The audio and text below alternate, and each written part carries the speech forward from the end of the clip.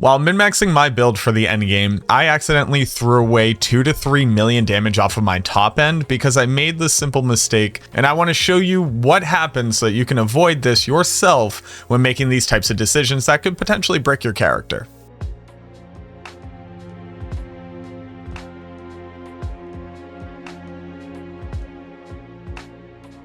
Now first, let me explain to you kind of what happened. So I'm at level 88 right now, and I've been running tier 60 Nightmare Dungeons, which is around the top end of what my build could do realistically. I wanted to min-max it for survivability and damage. And I started taking a look at all of the assumptions I'd been making. Do I need to have this aspect? Does this need to be on my build? Should I actually be swapping out for more utility? And I realized that I could get like a much higher maximum uptime on Bone Storm, which would mean more damage reduction and more crit chance and more area of effect damage. And if I were to swap out a couple of my aspects, I could drastically increase that without really losing anything. And I walked into a lower tier dungeon, like tier 40, which I was just farming up really quickly to finish one of my glyph leveling progressions. And I noticed that my damage plummeted into the ground. And that's not hyperbolic. I went from doing somewhere around 4 million damage to just under 2 million damage. I couldn't quite figure out what possibly could have been the culprit. And the thing that I changed about my build was the Serration aspect. Serration's pretty good, especially in the early game, where it says the ossified key passive now has an additive critical strike bonus in addition to what it already does. And you can tell that it's additive because it has a little plus symbol there. When there's an X next to it, it's a multiplier, but when you have a plus symbol, it's additive. And I can actually just show you that in the skill tree because the ossified essence key passive has an X for it being a multiplier. So this one says for every essence that you have above 50, multiply your skill damage by 1 plus the percentage, and that's how you get such big numbers out of something like Bone Spirit. Whereas this tooltip very specifically has a plus symbol, meaning that this should only add, at maximum, 60% critical strike damage, which again, is a really good amount, until you realize how much critical strike damage you can get on your character. So right now, with nothing else on, my character has 331% critical strike damage. It has 24% critical strike damage against a crown control monster, and on top of that, I have 182% critical strike damage with bone skills. That means if you put it all together right now, if I crowd control a monster and then hit them with the bone skill and crit, I have 537% critical strike damage. So adding on another 60 critical strike damage really doesn't do anything. In fact, it's only around a 5.8% increase in damage. It's like multiplying my damage by 1.058. which is nowhere near as powerful as a multiplier. In fact, even something as simple as the Edge Masters aspect from the Codex of Power would account for a greater total damage increase than this aspect. And I went, oh, you know what? This makes total sense. The aspect's incredibly good, lower level when you don't have a lot of crit damage, but later on it doesn't really matter.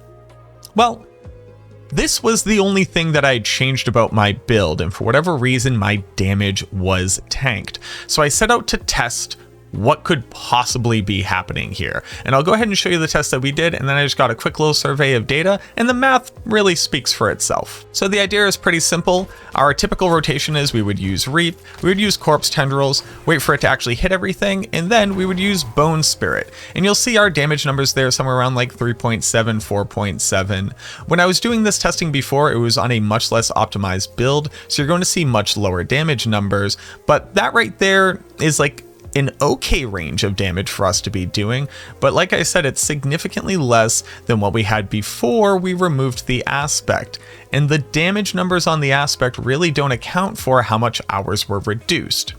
So let me go ahead and do the exact same thing, but I'll toss the aspect back on, and just so that you can see the rest of the stats, we have plus to corpse skills that wouldn't increase our critical strike damage with spirit since it isn't a corpse skill. We don't use fueled by death, we don't consume corpses, and cooldown reduction doesn't apply to damage, and neither does armor. So the only thing that we're going to change here is putting the aspect on, and let me show you that. So we're going to run the exact same test, hit them with the Reap, get everybody over here, use a Corpse Tendrils, and then Bone Spirit. And you'll see that our damage numbers were significantly higher there, 5.26 million, a huge increase over the 3.8 and 4 million that we were doing previously. So again, I'm going to show you some numbers from a previously less optimized build where the only thing that we changed on that exact same build was taking off this amulet and replacing it with a different aspect. Here we have two very simple columns worth of data. We have damage numbers when we weren't wearing the aspect, and then damage numbers when we were wearing the aspect.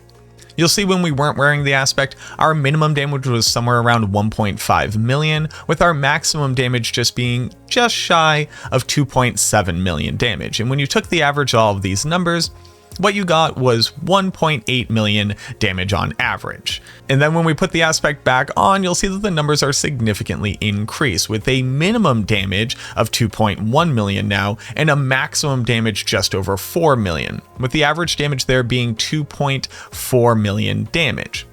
Now, when we're talking about big numbers, a 6% damage increase can be pretty significant. So let's go ahead and just take what we assumed the damage number should increase by and see what we get. We'll take this 1.8 million and then increase it by the roughly 1.06, which is the 6% damage increase that our critical strike damage, if it was additive, should be increasing it by. So we take 1.869 million damage, nice, and we multiply that by 1.06. We'll round up and we'll just assume.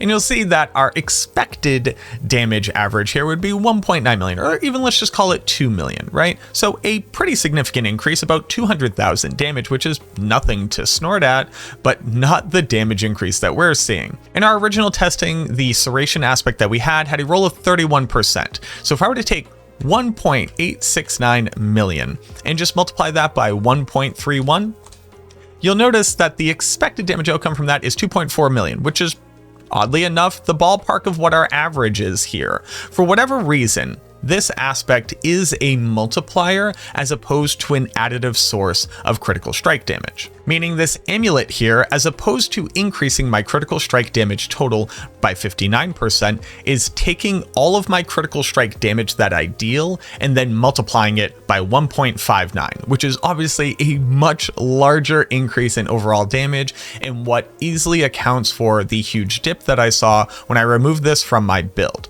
Main reason why I want to bring this up is two parts. One, I just want to add to the total amount of information and knowledge that we have about this game, obviously since it's brand new and we're all still trying to figure it out. And this kind of stuff is exactly what excites me about theory crafting and building into the end game and trying to min-max out a build. If I were to just take this tooltip, which is my second point, at complete face value, I should come to the conclusion that I did, which is, oh, this really isn't that good once I get into the end game. I don't need 60% additional critical strike damage, and I can absolutely drop this. But for whatever reason, even though the tooltip has a plus mark next to it, it's actually a multiplier, and this can attribute for a lot of the damage or survivability that you yourself might be losing when you make these decisions.